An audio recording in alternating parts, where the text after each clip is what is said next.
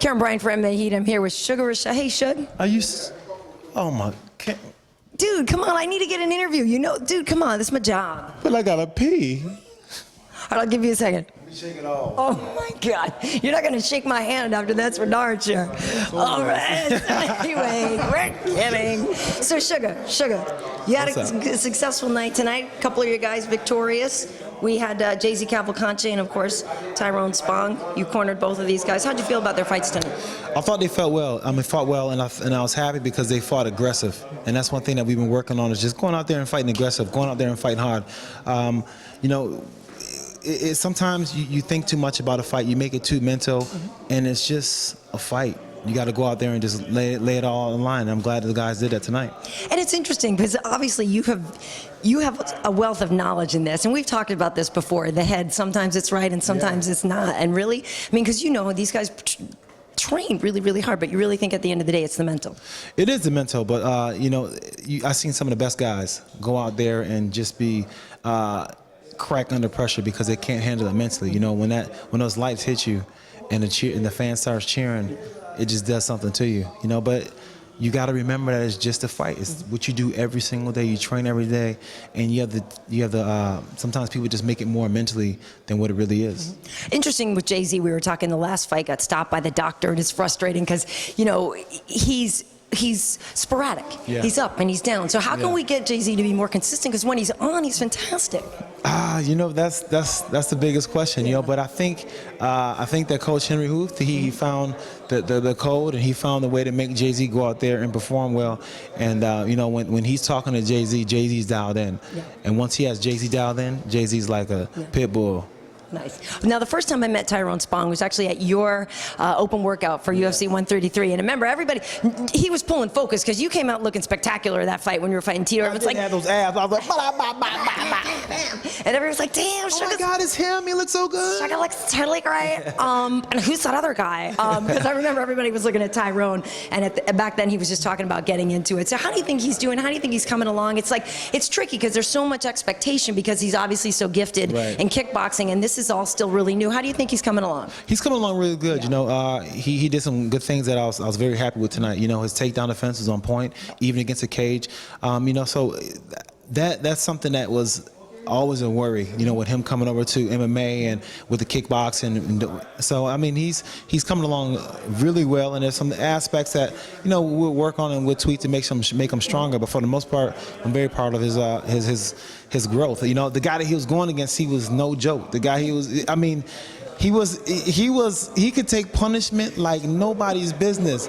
And I'm just like, I'm looking at him like, ow, but he just kept going, man. That's what we kept saying to them. How is this man standing? It's even possible. And Tyrone looked at me, he's like, I'm trying. Is that what he said? And he just looked at me, and I already knew. I'm like, man, this dude is tough. He's tough. Right. But hats off to Angel, man. He fought a good fight. He fought hard, and you know, you can't take nothing away from him. Tyrone gave him everything he got. He hit him with a lot of really clean shots that would have put a lot of people out, but he stayed in it. So how good of a training partner is he for you specifically? What do you think Tyrone has done for your game?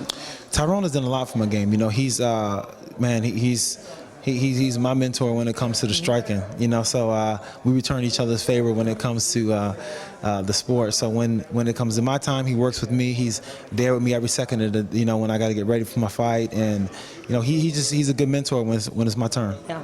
Now, I was going to say a couple things. I'm not sure what your situation is right now. If you got a lady, I'm a really good wingman. We're going to be working together on a UFC show later in August. I'm a good wingman, but I got to imagine Tyrone's a better wingman. Tyrone is a good wingman. Yeah, I bet he's pretty good. Yeah, but he ends up getting all the girls like, oh my God, he's so cute. And I'm just like, then just go have him then. Rashad Evans. I'm Rashad. Oh my God, I'm Rashad Lewis. You don't know? Totally. So listen, what are we doing with you? Are you going to 185? You staying at 205? Fight with Dan Henderson was a good fight. What are we doing? You know, I'm staying at 205. Yeah. I feel more comfortable at 205, and it makes no sense for me to drop down to 185 to be pretty much in the same position I am in terms of how close to get a fight. Yeah, so I mean, and then it's like, it's not easy dropping. I mean, it's hard for me to drop to 205. Like if you see me when I'm cutting weight, I'm like all like, I'm sucked out. You know, making it to 185 would be really hard for me. Yeah, I hear you. I'm not. Listen, Everybody wants me to go to 185, and you know, I will if the circumstances are right. But if the circumstances are not right, then no sucesito. No. So how soon will you fight again, though? Who would you like to fight? Would you like to fight? I don't even know now. I don't know, man. You know, everybody talking about Glover Teixeira. Glover Teixeira has been looking good.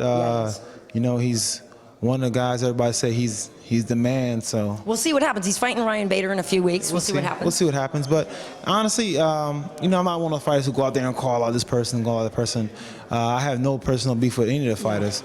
I just want to be number one, so I'll fight them all. It doesn't matter. What'd you think of the Lyoto-Phil Davis fight? Man, I was happy for Phil. Phil went out there. He fought a good fight. He fought a really good fight.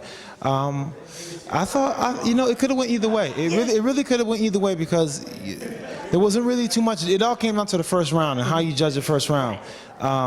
So Lyoto didn't really do too much in the first round to majorly win it, but I could see he had the edge. I could see he could have had the edge. But then when Phil took him down, you know, it all depends. He did take him down at the last minute, so.